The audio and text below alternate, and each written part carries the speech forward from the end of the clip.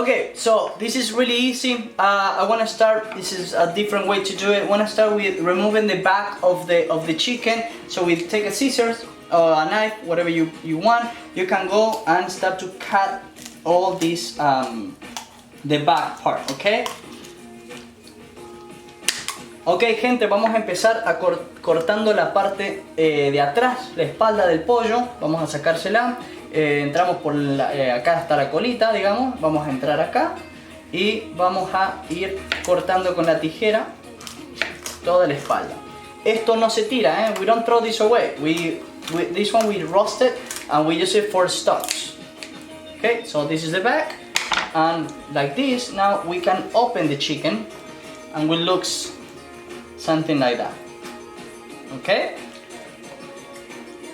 beautiful. We can I want to go ahead and cut a little bit the bone here in the middle, so I can spray open the chest, just like that.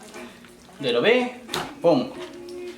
Look at this, it's amazing. Now we go to the pan. Bueno, gente, tenemos el pollo, ya cortadito, lo cortamos acá. Le muestro a mi cámara, le muestro a la cámara 2 y a la cámara 3. Ya está cortadito, mirá cómo se pone, perfecto.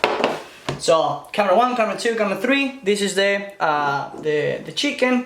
Now, I remove my gloves too early. I'm gonna put my gloves back on again. A little bit of olive oil. You put some olive oil in the chicken. Amazing, just like that.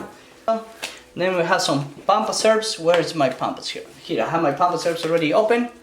So I want to sprinkle my Pampas Herbs on top of this.